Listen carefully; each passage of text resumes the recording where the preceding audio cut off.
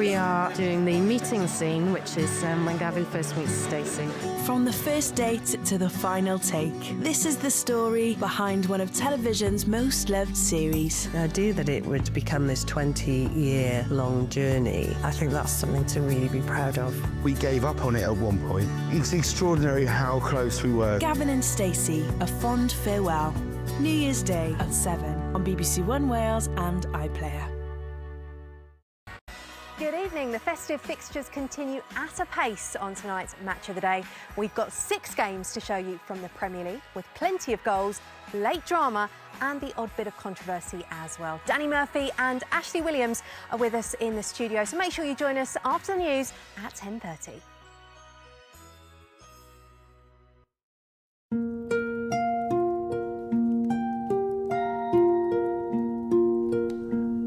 This is BBC One Wales. Now the weekend news with Sophie Raworth and David Grundy. Tonight at 10, former US President Jimmy Carter has died at the age of 100. A peanut farmer who became a president, he served in the late 1970s and later won the Nobel Peace Prize for his humanitarian work. Also tonight, mystery after this plane crashes in South Korea, killing 179 people on board. Devastated relatives wait for news at the airport. Whole families have been wiped out. 3 more people die in the English Channel in what is now the deadliest year on record for migrant crossings. New Year weather warnings, snow, gales and heavy rain over large parts of the UK. We'll have all the details.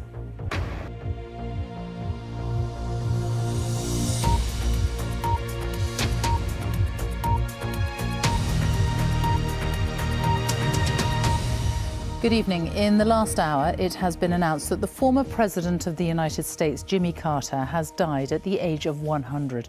He was the longest living former US president. He served in the White House from 1977 to 1981, a Democrat who first entered politics in the 1960s. He only served for 1 term, but followed his presidency with a career that included winning the Nobel Peace Prize for his humanitarian work.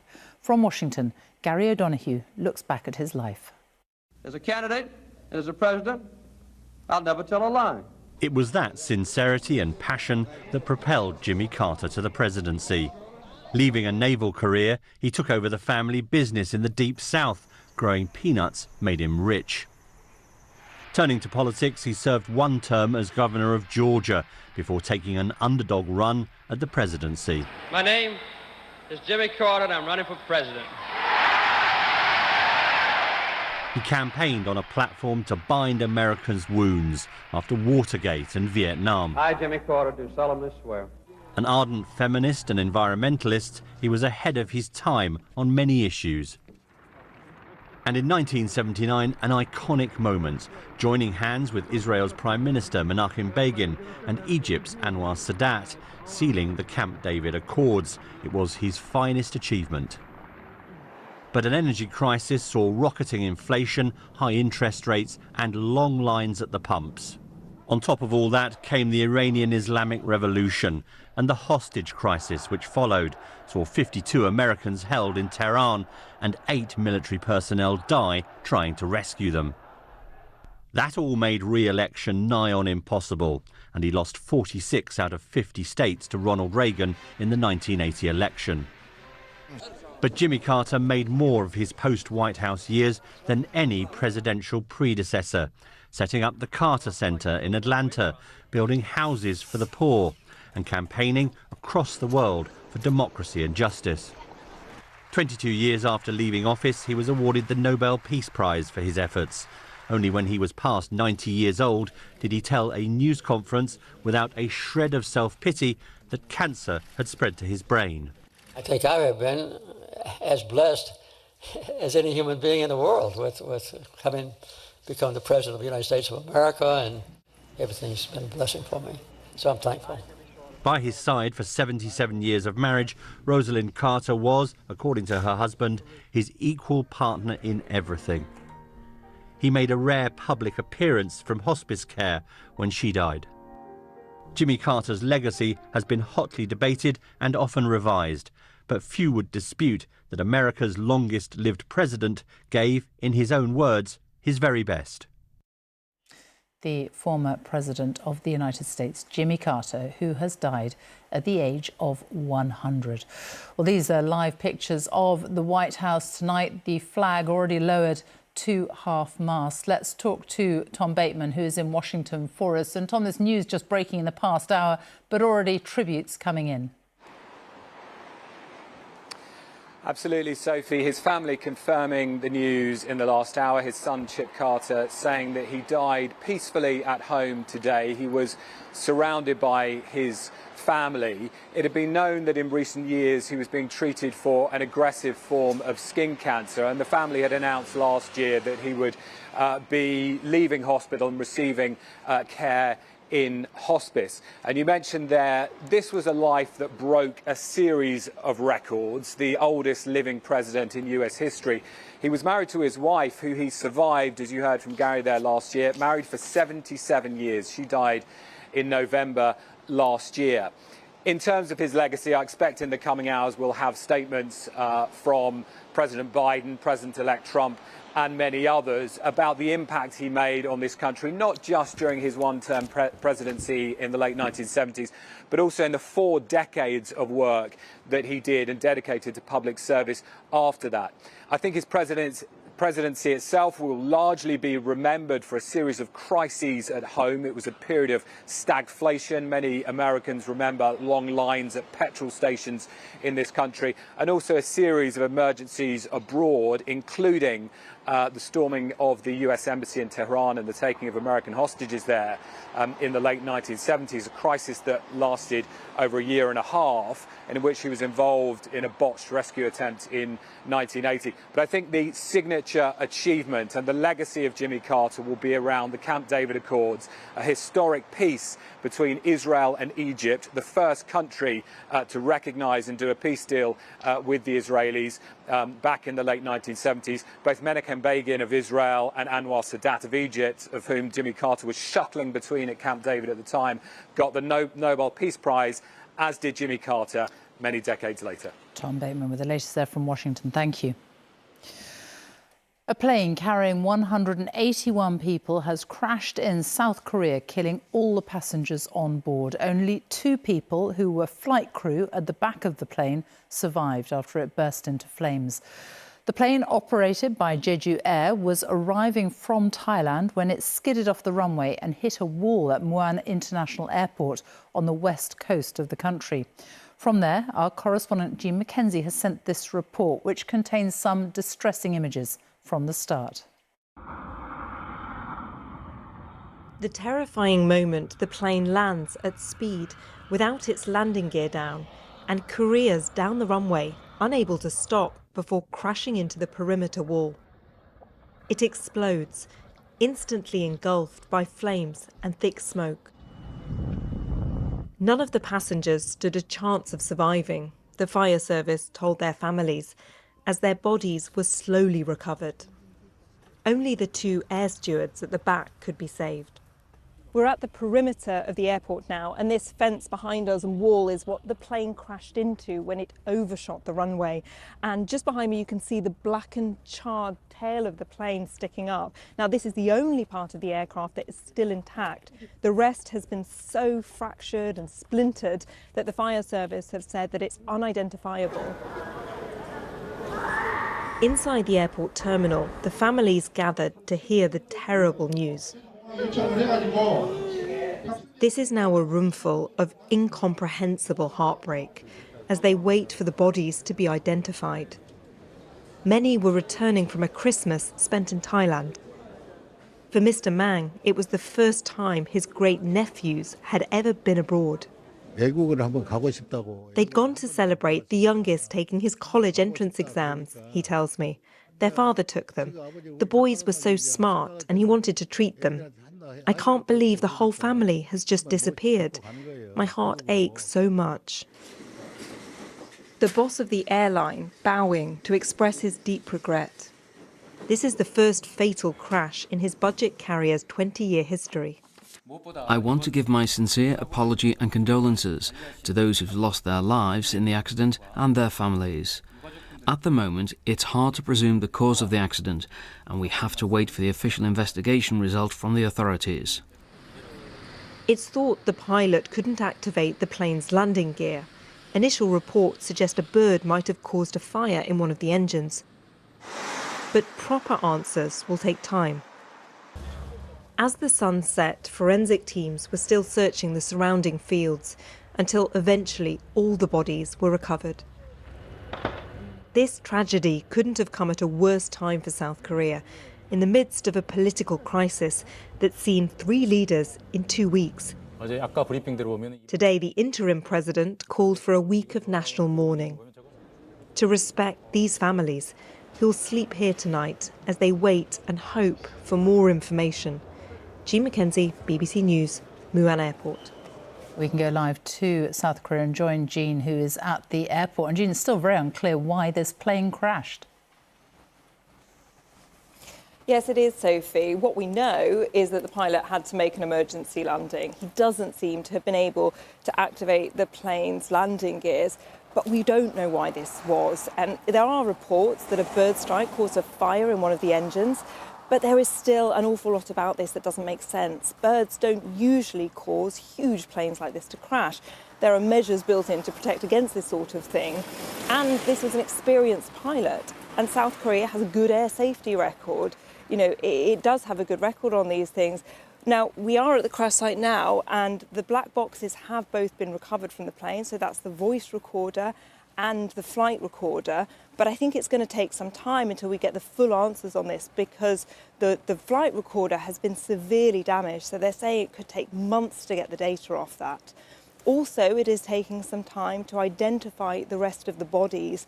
The forensic teams are now taking DNA from some of the families. As you saw in our report, many of them have slept here up at the terminal building overnight. It is now Monday morning here in Korea. And as I've been saying, this couldn't really have come at a more difficult time for this country. It is a period of huge political instability and uncertainty after the country ousted its president just 2 weeks ago when he tried to declare martial law. So it is a huge challenge now for the country's interim leader, who's only been in charge for just over 48 hours, and a huge tragedy for this country. Jean Mackenzie with the latest there from South Korea. Thank you. 3 people have died as they attempted to cross the Channel in a small boat to the UK from France. 45 others were rescued. The United Nations says 2024 has been the deadliest year for migrant crossings in the English Channel, with 77 people losing their lives.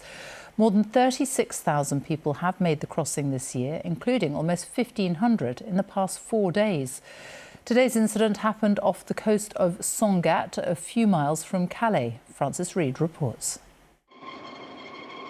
A rescue from deadly waters. The sea between France and England has been calm for the last few days. A false sense of security for those making the perilous journey across. Boats often completely overloaded. Emergency services were called to a small boat in trouble before the sun even rose this morning. They saved 45 people, but 3 others died. Unfortunately, the toll is very high. We've just had another person brought to us who has died, and we believe there may be more, as the beach is still being combed by helicopter and off-road vehicle. We always expect the worst, and it happened again today at Sangatte.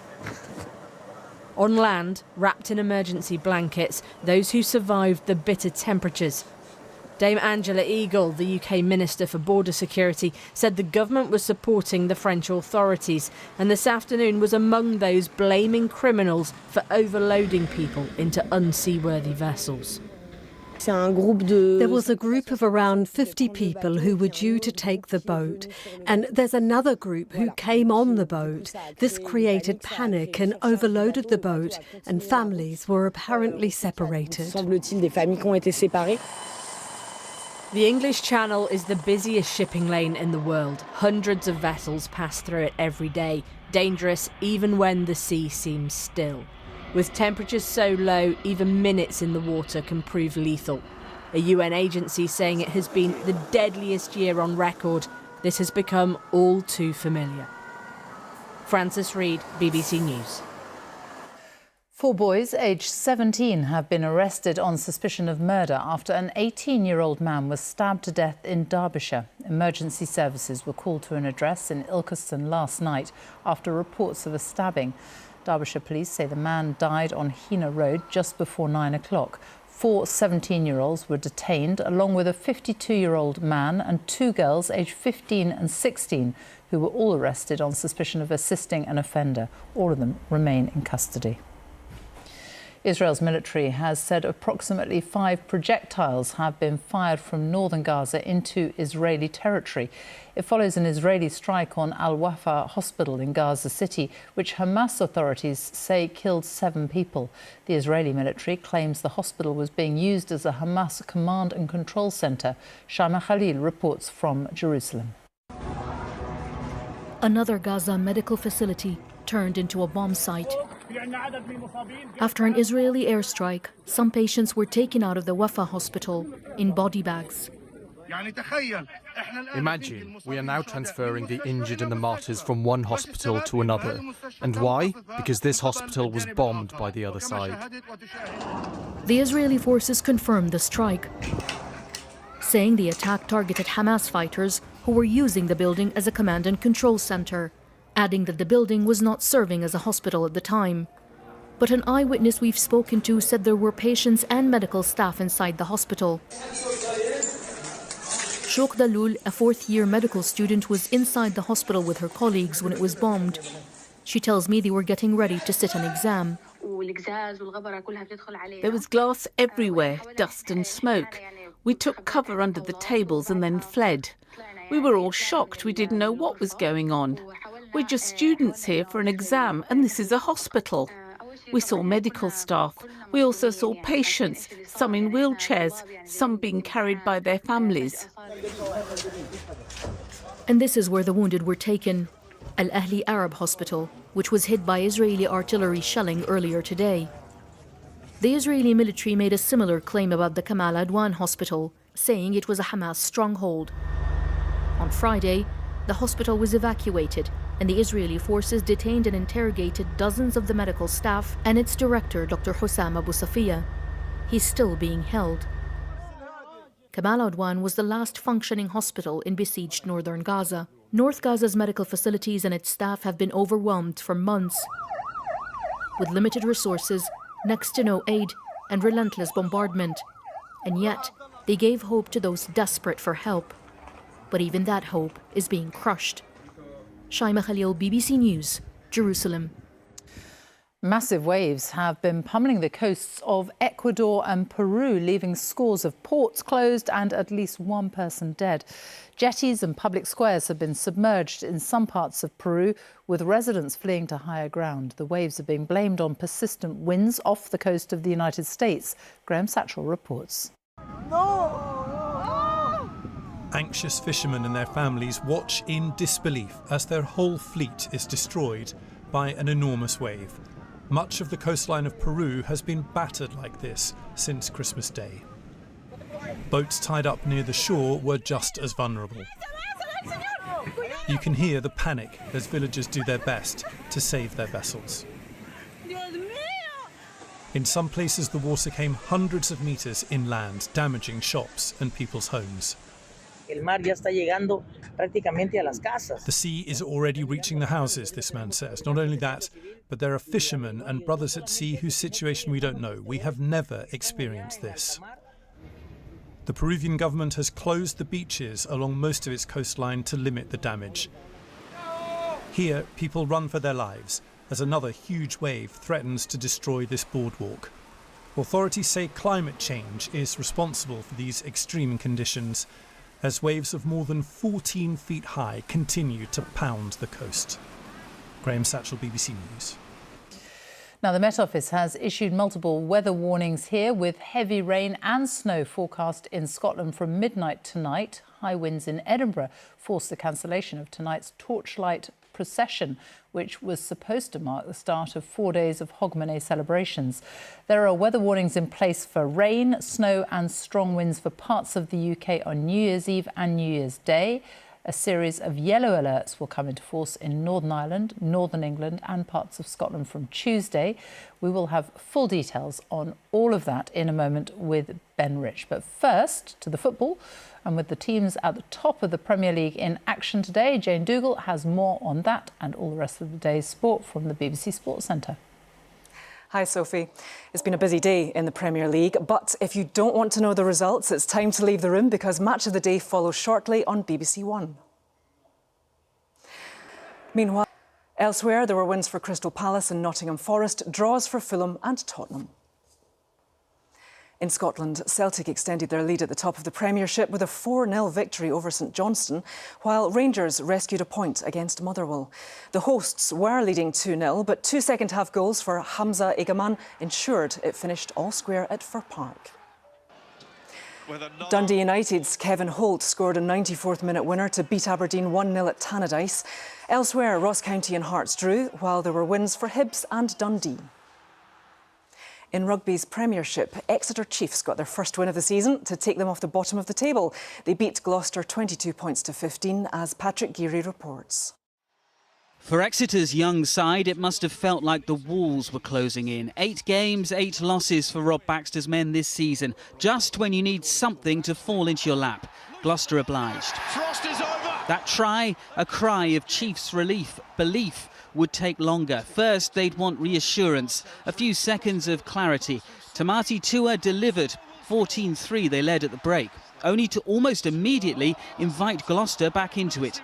Gareth Anscombe allowed a gentle post-Christmas jog to the line. Winning can be about muscle memory. Gloucester had more of it. A push and a shove, and Jamal Ford-Robinson had them ahead. No time to resign to fate. Just 2 minutes later, Henry Slade nudged the Chiefs back in front. They hadn't won a league game since May, and Josh Iosefa-Scott had run out of patience. He was over, and so soon would be that wretched run. A bad Exeter year ends with hope. Patrick Geary, BBC News. Novak Djokovic has said he's frustrated at being kept in the dark about Yannick Sinner's doping case. The world number one faces a possible suspension after testing positive twice for an anabolic steroid. Sinner insists he did not knowingly take any banned substance. I believe in a clean sport. I believe that the player will do everything possible to be playing fair. And I know Yannick since he was very young, so it doesn't strike me as somebody that would do such thing. But I've been really frustrated, as most of the other players, to see that we've been kept in dark for 5 months. You can keep up to date with the PDC World Darts Championship on the BBC Sport website, but that's it for now. Sophie. Jane, thank you. Time now for a look at the weather. Ben Rich is here. That looks like the calm before the storm behind you. Yeah, things getting a lot more turbulent over the next few days. After all the mist and murk and stagnant air of the last few days, in the approach to New Year, we are seeing things turning much more unsettled. In fact, a recipe that could cause some issues for New Year travel plans. Heavy rain and snow, strong winds. By the end of the week, turning much colder. So yes, it is worth staying in touch with the forecast. There are already warnings from the Met Office. Read about those in full on the BBC Weather website. But the worst of the weather in the short term across Scotland. Very heavy rain, a lot of snow in the far north of Scotland. Cold here overnight, milder further south. So tomorrow morning, not a great start at all across the northwest of Scotland. Very heavy rain, still that heavy snow in the far north. That wet weather sinking southwards through the day. Some rain into Northern Ireland, Northern England. Over the tops of the Pennines, gusts of 60 miles per hour could cause some travel issues. Quieter further south. A little bit of sunshine, mild for most of us tomorrow, but not quite for all of us. Cold there in the north of Scotland, 5 degrees in Aberdeen.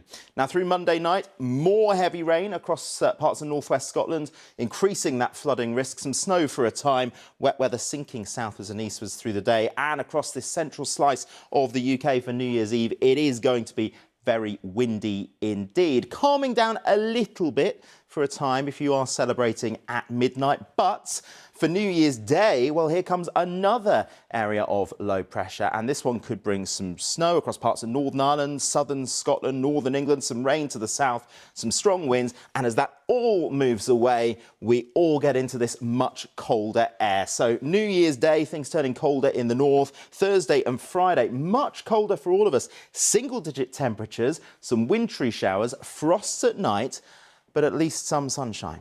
Sophie. At least some sunshine. Ben, thank you very much. And that's it from us. It's time now for the news where you are. Good night.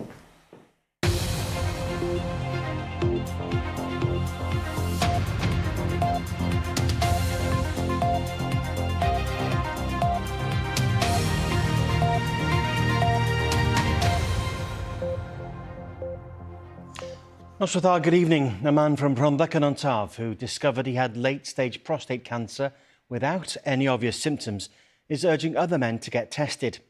Jeff Price, who's 68, was diagnosed with prostate cancer which had already spread to his bones in 2022. He now has open discussions with other members of his choir in Llantrisant in an attempt to break down taboos. As Stephen Fairclough now reports, pioneering research at Cardiff University could help people like Jeff.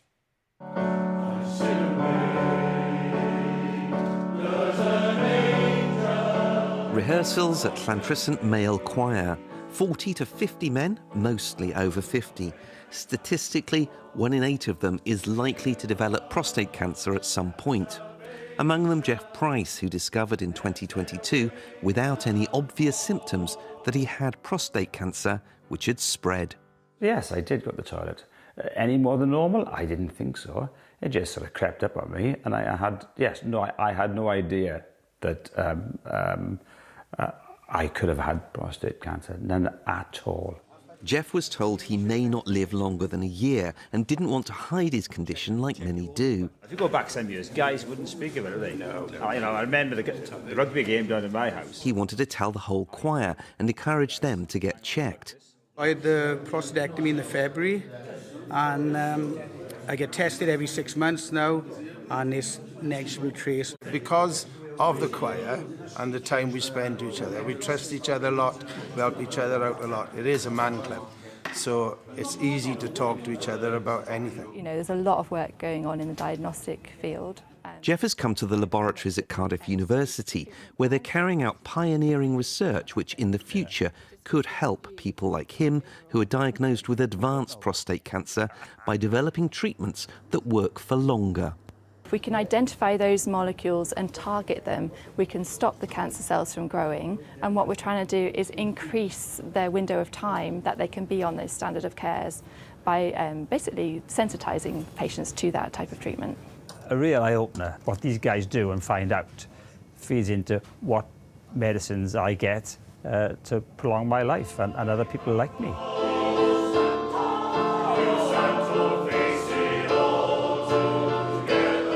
A combination of treatment and a healthy lifestyle means that Jeff continues to feel well. Before he was diagnosed, Jeff says he wasn't particularly bothered about birthdays. 2.5 years after being given a year to live, he's looking forward to his next one.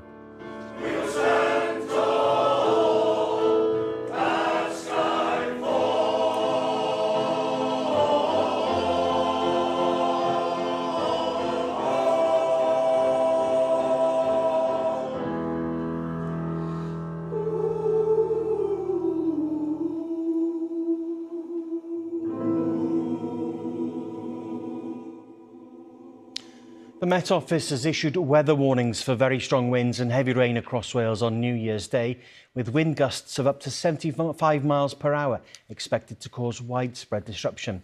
It comes as Monmouthshire councils put the cost of repairs to the county's road network after this winter storms at around £500,000. Storms Bert and Dara caused extensive flooding, leading to highways bosses warning that difficult decisions on spending will have to be made next year. North Wales Police say a building has collapsed tonight in Caernarfon. Bridge Street and Crown Street are closed and there's no public access via the tunnel. They're asking people to avoid the area in the town centre. On to the darts, and 3 Welshmen have been in action at the World Championships at Alexandra Palace this evening. Robert Owen is through to the last 16 after beating Ricky Evans 4-2. Meanwhile, Gerwyn Price became the first player into the quarter-finals after beating Johnny Clayton 4-2. Let's take a look at the weather forecast then, and it's staying cloudy tonight, especially in the west, with the odd chance of the odd spot of rain. It'll be clearer further north, with lows down to around 5 Celsius. Tomorrow then will start dry but cloudy with some sunny spells developing by the afternoon, especially in the east. Breezy though, with highs reaching 11 Celsius. And that is BBC Wales Today. This Sunday evening we'll be back with updates tomorrow morning in BBC Breakfast from around 6:25. Until then, good night, nos da.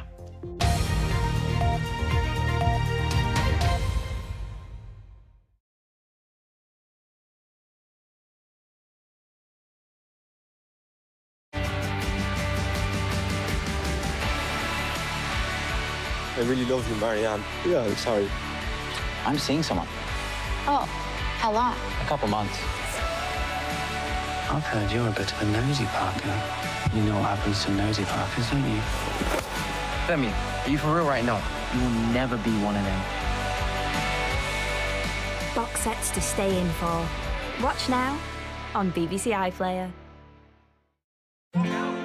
It might be over. I'm a mess, Ness. I'm fine. My life's falling apart, Pam. But there's no reason to cry, because you can relive it all now on BBC iPlayer. Great news. Oh, I news. You'll even find Christmas Day's lush finale as it goes. Is that true? Sounds right. Tidy. Baba Ganoush, Gavin and Stacey. Press red for all episodes on BBC iPlayer. Kick off the new year with some great Welsh rugby action. Who do you think's going to make the most impact? Performing at matches like this, you know you're in the shop window. What a finish! Brilliant play! Cardiff take on the Ospreys. Scrum 5 Live, New Year's Day, 2:40 on BBC Two Wales and iPlayer.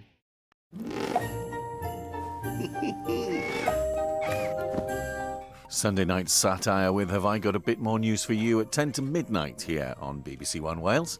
Ahead of that, a show that celebrated its 60th birthday this year.